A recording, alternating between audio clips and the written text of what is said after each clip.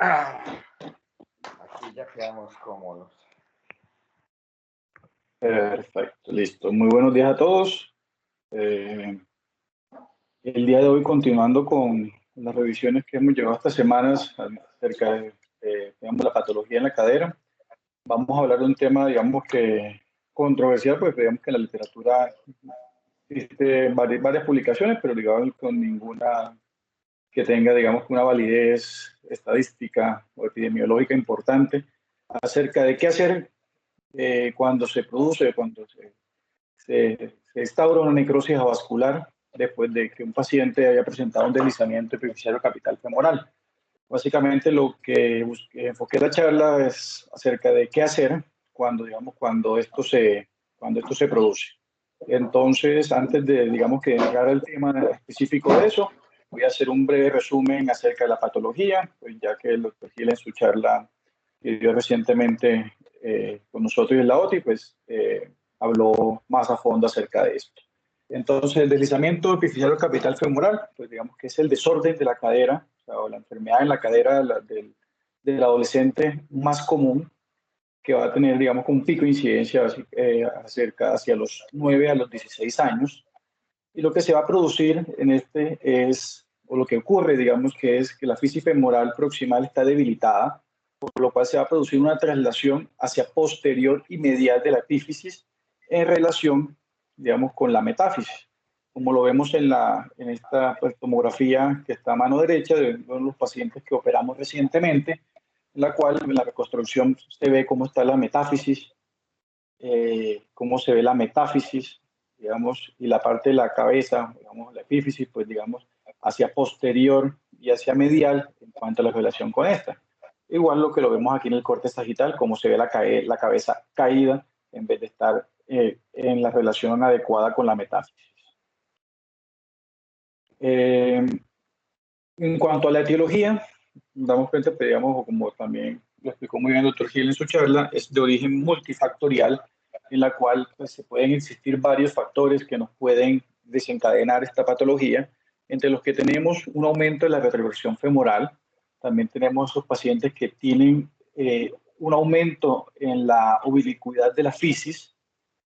una relación sumamente importante con la obesidad, también en pacientes que presentan una osteodistrofia renal, pacientes que sean o digamos que hayan sido sometidos a una radioterapia a nivel de la pelvis, y en pacientes que presenten algún tipo de endocrinopatía como lo es el hipotiroidismo, el hipogonadismo y el hipopituitarismo. Entonces, básicamente, como nos damos cuenta, es un abanico grande de posibilidades o de factores que nos pueden desencadenar esta patología a nivel de la cadera de los niños. En cuanto a la epidemiología, está descrito básicamente que se produce pues, una incidencia de 10 por cada 100.000 niños.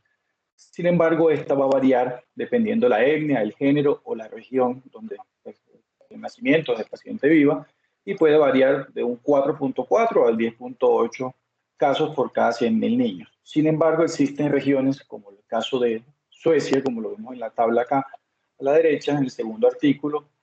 en la cual tiene una incidencia de 44 a 57 por cada 100.000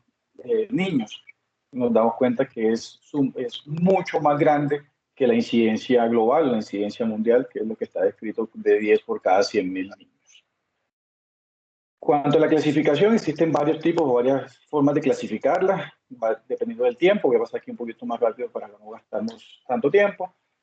Agudo, menos de 3 semanas, la mayoría son pues, 10 al 15% de los pacientes. Crónico, cuando se produce por más de 3 semanas, con el inicio de los síntomas. Y está la categoría del crónico agudizado, que es el paciente que lleva más de 3 semanas, que presenta alguna injuria, algún trauma, algo que le desencadena un nuevo episodio de dolor agudo, que lo llamamos pues, el crónico agudizado. En cuanto a la clasificación, podemos clasificarla según la severidad también, dependiendo de la medición del ángulo de Southwith. El leve si es menos de 30 grados, moderado cuando el paciente presenta más de entre 30 y 50 grados, y severo cuando se presenta más de 50 grados. Básicamente, aquí les muestro pues, la medición, que todos conocen cómo se realiza el ángulo de Southwith.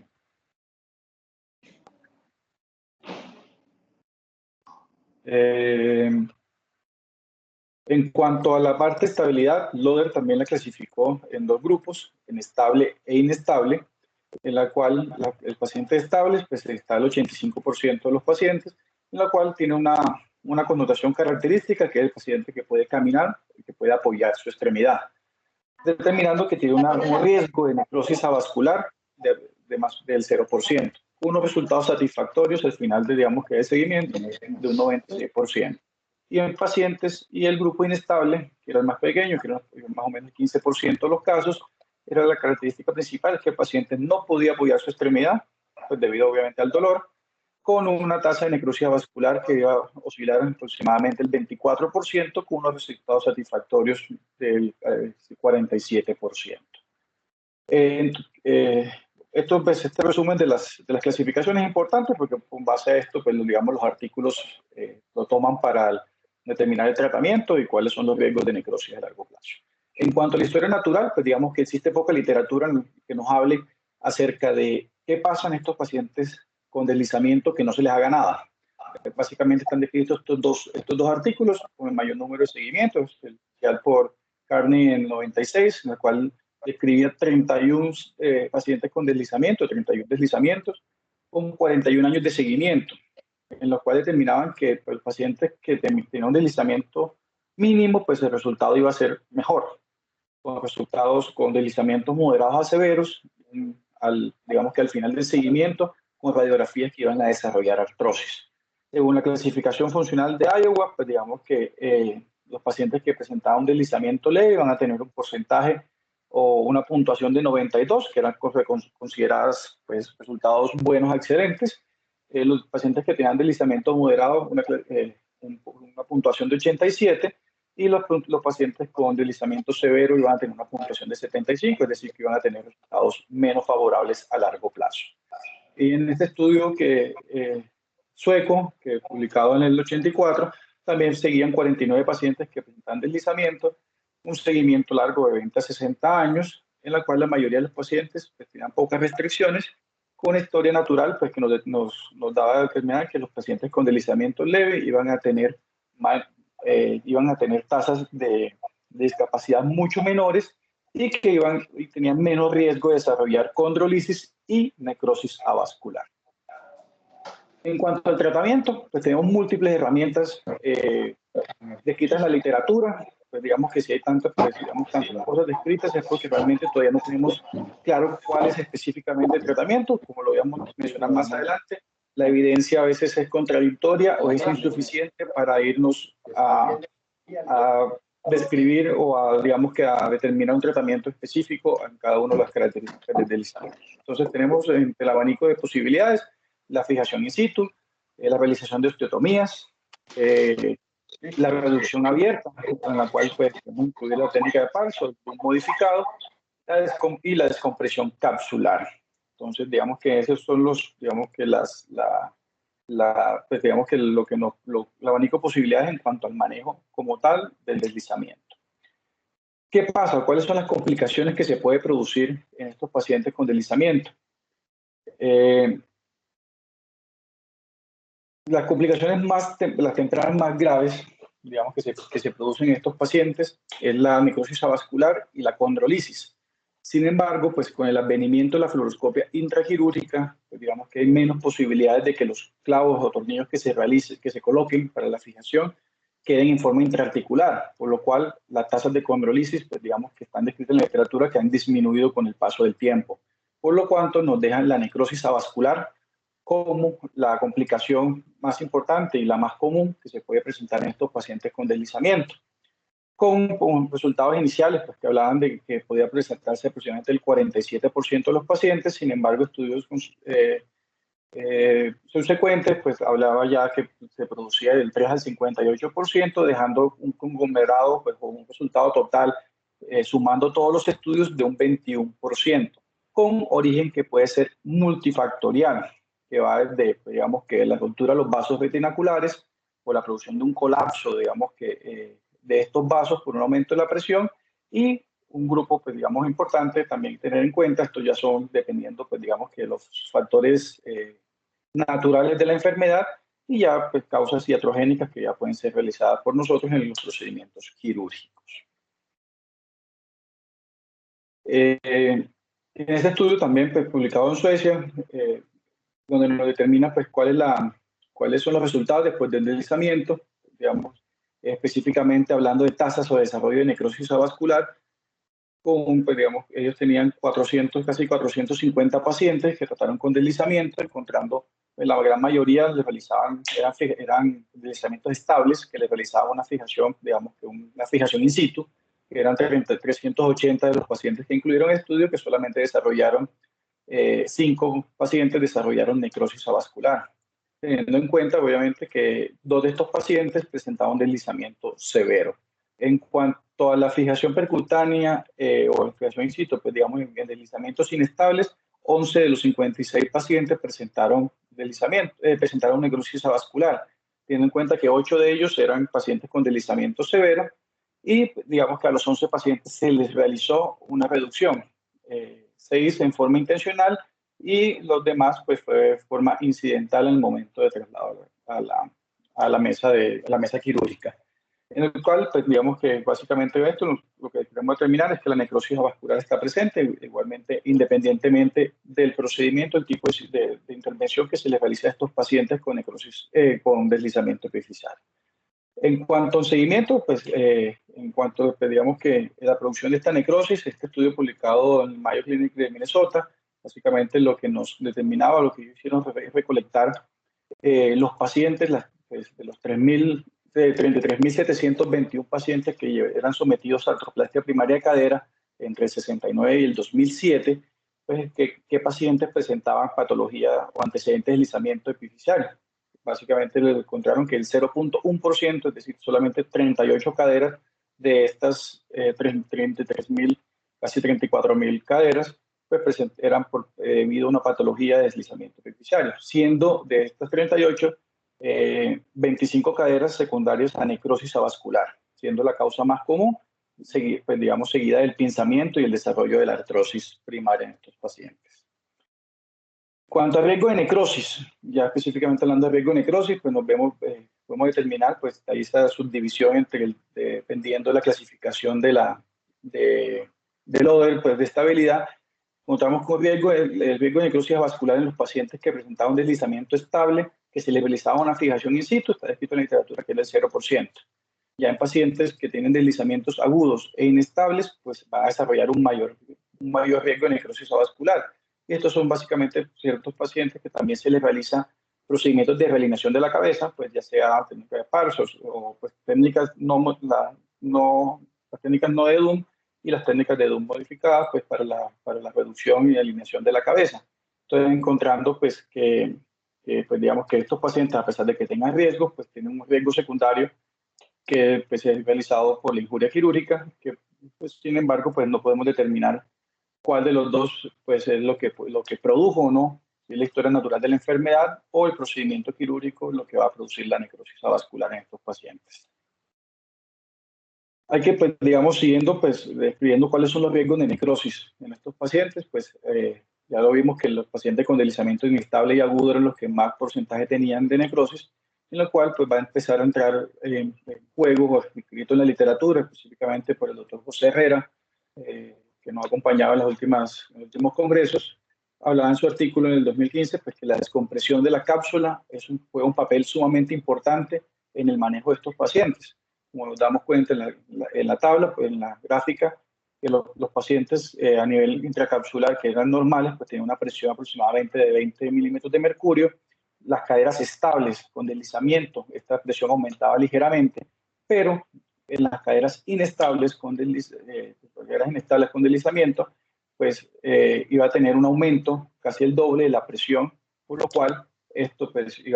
iba a producir una mala perfusión de la cabeza femoral y aumentarnos el riesgo de necrosis. Otras formas de medición, o esto, pues, esta medición intraquirúrgica de la presión, pues, que nos describen en el grupo del Scotty Wright de Atlanta, básicamente lo que usaban era la medición con pues, la medición de catéter, estos catéteres que se usa para la medición de la presión intracraniana. Básicamente los pacientes que eran llevados a fijación in situ,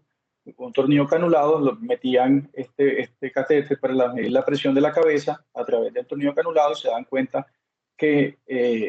cuando pues, digamos que la presión tan aumentada nos mostraba que pues, la presión intracapsular tan aumentada disminuía el flujo de sangre a nivel de la cabeza, y después de realizar una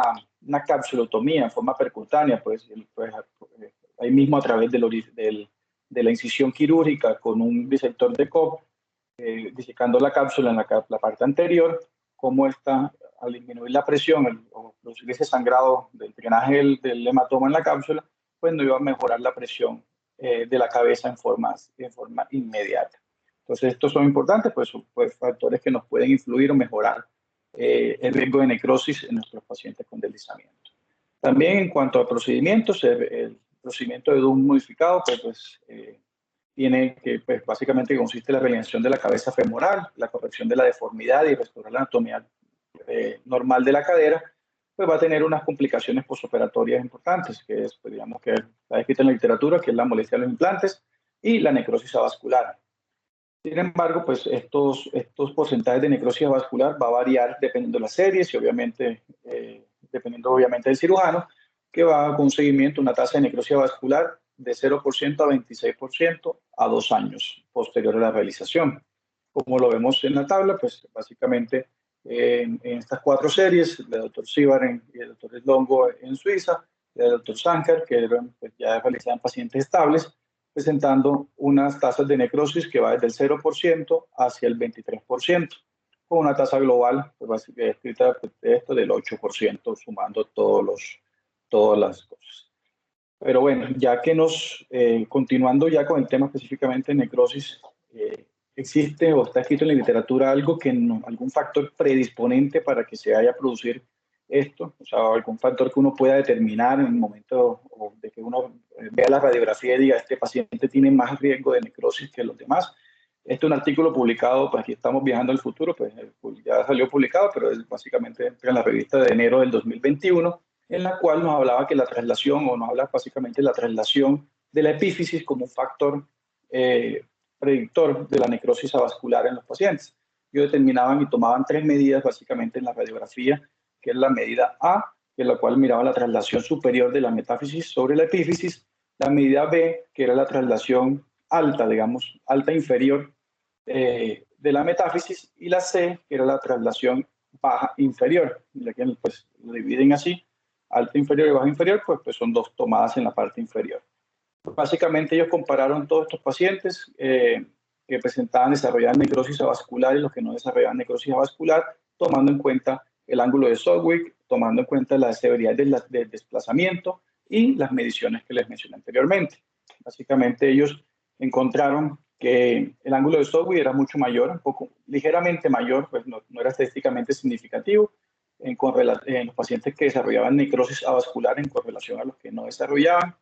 También encontraron que en los pacientes que desarrollaban necrosis avascular, el 76% de estos pues, presentaban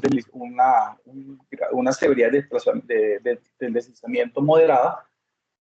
y la traslación era mayor en estos pacientes, siendo la superior de 17 milímetros en comparación a 12 milímetros en promedio de los que no presentaban necrosis. La traslación inferior también de 15 y 10, que estos sí presentaban resultados estadísticamente significativos, por lo cual nos determinaba en esta curva que los pacientes que en esta relación superior, que por cada milímetro de desplazamiento que se produzca pues, de la metáfisis sobre la epífisis,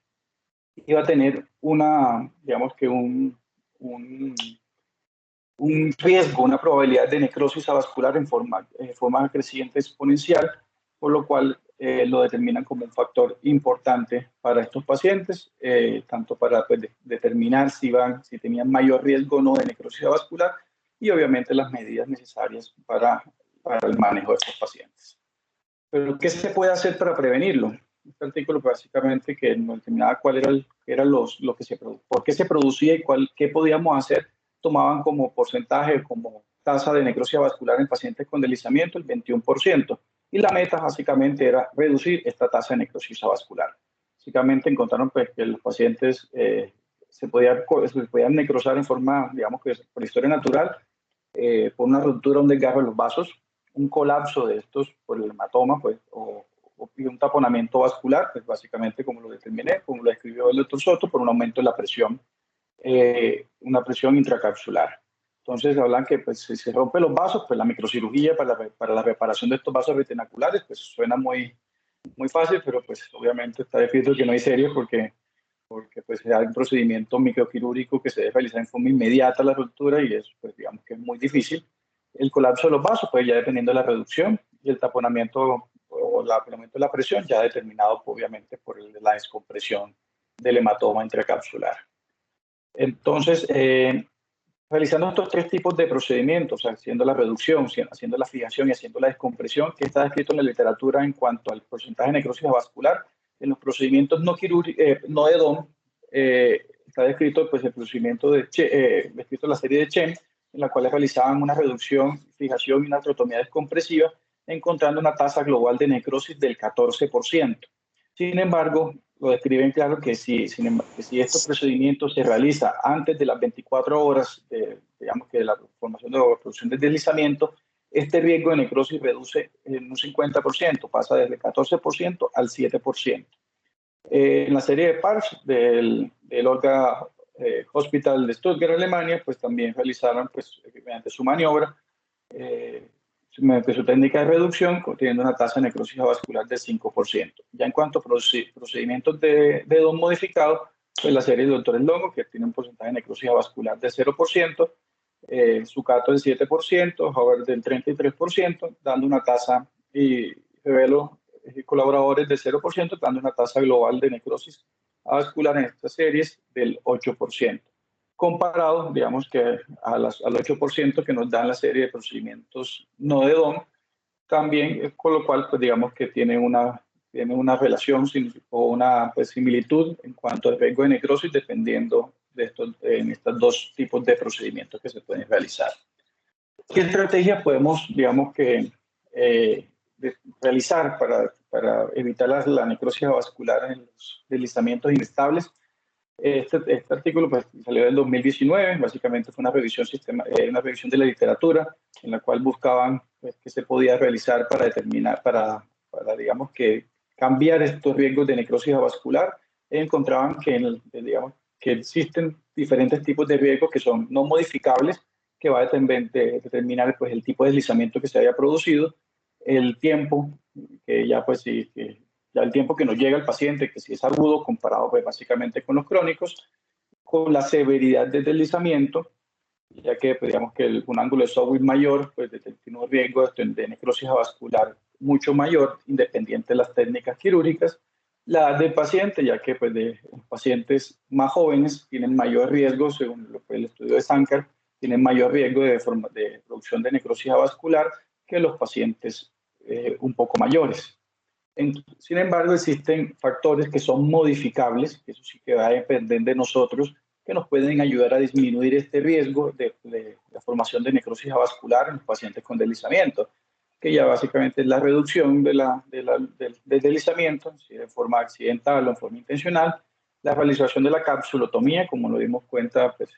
como mencioné anteriormente en el estudio de Herrera, el aumento de la presión de la cápsula pues, puede tener un riesgo, un colapso de los vasos y la producción y formación de necrosis vascular. El tiempo de la realización del procedimiento, como el estudio que mostré anteriormente, que si se realizan menos de 24 horas, pues el riesgo de necrosis vascular disminuye notablemente. El uso de los pines, pues básicamente está determinado si hay aumento de la localización de los pines, específicamente entre más pines, pues hay mayor riesgo de necrosis, y la localización de los pines, pues está en una posición anterior y superior, pues tienen mayor riesgo de necrosis, y ya en el procedimiento de DOM, pues digamos que es una técnica que tiene unos resultados pues, muy variables en la literatura, pues dependiendo obviamente de quién lo realice, pues va a tener los riesgos de necrosis vascular. Sin embargo, pues como lo mencionaré adelante, pues una técnica que nos va a corregir todos los problemas en estos pacientes. Pero ¿qué pasa? Todos estos artículos que nos determinan como cuáles son lo que hay que realizar dependiendo de lo que encontremos o dependiendo de lo que está escrito en la literatura, que lo único que tiene una evidencia medianamente buena es la fijación in situ en los pacientes que tienen necrosis, deslizamiento epifisiario capital femoral crónico. De resto, todos los procedimientos, dependiendo si sean inestables o estables o crónicos, la evidencia es insuficiente para dar una recomendación. Entonces, básicamente, con lo que nos encontramos es que no tenemos un soporte fuerte en la literatura que nos avale los tipos de tratamiento que queramos realizar. Pero ya entrando en materia, ¿qué hacer cuando se produce esta necrosis? Entonces, existen o están descritos en la literatura pues, procedimientos que varían, que van desde osteotomías femorales, realización de osteotomías pélvicas, la aplicación de injertos óseos vascularizados y, o, pues, digamos, osteotomías de distracción. También están descritas en la literatura como manejo de estos tipos de pacientes que presentan necrosis avascular. Básicamente, lo que se busca con estos procedimientos es ganar tiempo y retrasar, obviamente, las cirugías, las cirugías ya más grandes o que pueden ser desde un reemplazo articular, que básicamente ya que son pacientes muy jóvenes. Sin embargo, estos procedimientos, pues obviamente no van a corregir la deformidad que se va a producir en el cuello posterior al deslizamiento y a la necrosis avascular. Entonces, lo que quise realizar fue una búsqueda en la literatura de todos estos procedimientos, a qué se realizaba o qué se puede realizar en estos pacientes que ya presentan necrosis. Este de Moll Indicateral, que se publicó en el 2005, básicamente en el manejo de necrosis posterior al deslizamiento. Ellos lo dividen en 3 grupos. En un grupo 1, que eran pacientes que te presentaban necrosis avascular sin colapso, que tenían un sobrecrecimiento lateral del cartílago, y estos pacientes eran llevados a realización de una osteotomía de estantería, una osteotomía tipo Shelf. Segundo grupo, que eran pacientes que ya presentaban una bisagra en abducción, a nivel de la parte lateral de la cabeza femoral. Sin embargo, presentaba una congruencia articular con una estabilidad rotacional en la parte medial de la cabeza, por lo cual a estos pacientes se les realizaba una osteotomía valgizante para sacar, digamos, que esa bisagra de la articulación y articular la cabeza en la parte medial que no presentaba daño. Y un tercer grupo, que eran pacientes que tenían movimiento inestable, es decir, que no tiene una cadera que era con una posición congruente de la cadera en los rangos de movilidad. A estos pacientes se les proponía la realización de artrodesis con pues para un posterior recambio más tarde a un reemplazo articular. Cabe recalcar que todos estos pacientes eran llevados en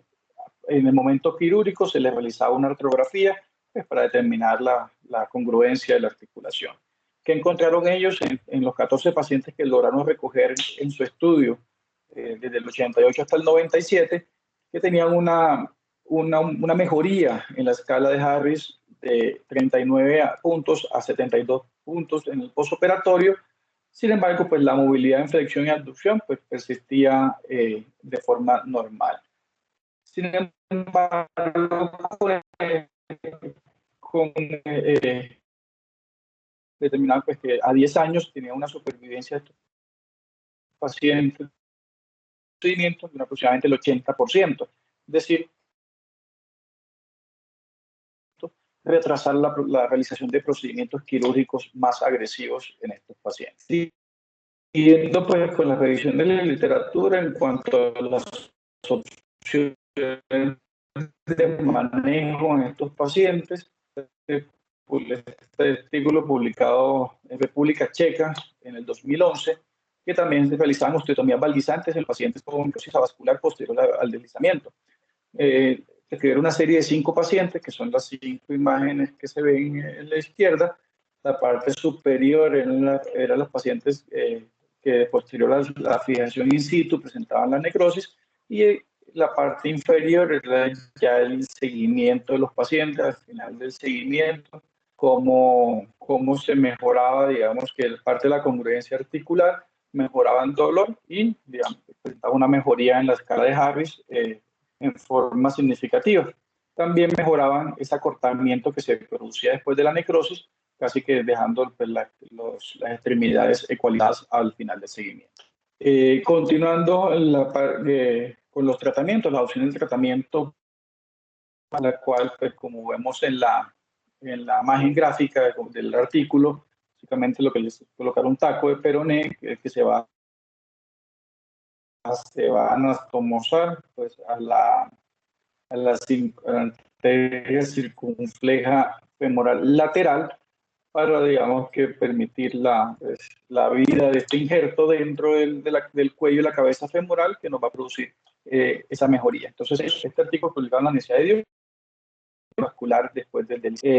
sometidos o tratados con este injerto vascularizado iban a terminar en una artroplastia de cadera o en una artrodesis de la. Y si había alguna diferencia entre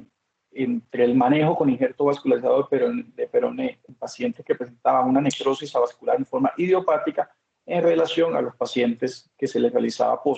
que eran secundarios a un deslizamiento. Entonces, básicamente, ellos encontraron una mejoría en la puntuación de Harris de 38 puntos preoperatorios a 73 puntos postoperatorios, que es estadísticamente significativa, y aquí sí presentaron mejoría en los rangos de movilidad, que no eran estadísticamente significativos, pero sí mejoraban todos los rangos de movilidad. Y determinaron que, pues, digamos que la sobrevida de estos pacientes a 10 años era aproximadamente el 90%. Y la cual, pues digamos que solo el 10% iban a ser sometidos posteriormente a una artroplastia de cadera, por lo cual pues cumplían las metas de los tratamiento, que es prolongar la vida de la cadera lo más que se pueda. Continuando, pues digamos que en las técnicas o lo que está descrito en la literatura para el manejo, pues este artículo está publicado en el 2016, pero es una técnica vieja del doctor Sugioka, en la cual es una osteotomía rotacional transtrocantérica del fémur para cambiar, digamos, que esa área de necrosis que es pues, subcambiarla por la parte medial para digamos, que sea la parte que se articule. Entonces, esto, como lo dije, fue escrito por el doctor Sugioka en 1978. Pues varios autores han tratado de reproducir la técnica, sin embargo, pues los seguimientos a largo plazo no están muy establecidos, por lo cual este artículo básicamente lo que se planteaba era eso, cuáles eran los resultados clínicos 10 años posterior a la realización de este procedimiento. Básicamente lo que se realizaba acá era pues tomando en base o tomando pues como principio para la vascularidad aquí, pues como luego digo, la arteria circunfleja lateral y no la medial, que es la más importante, siempre pues, se de presencia haciendo una rotación de ese femoral, dependiendo de la posición de la necrosis,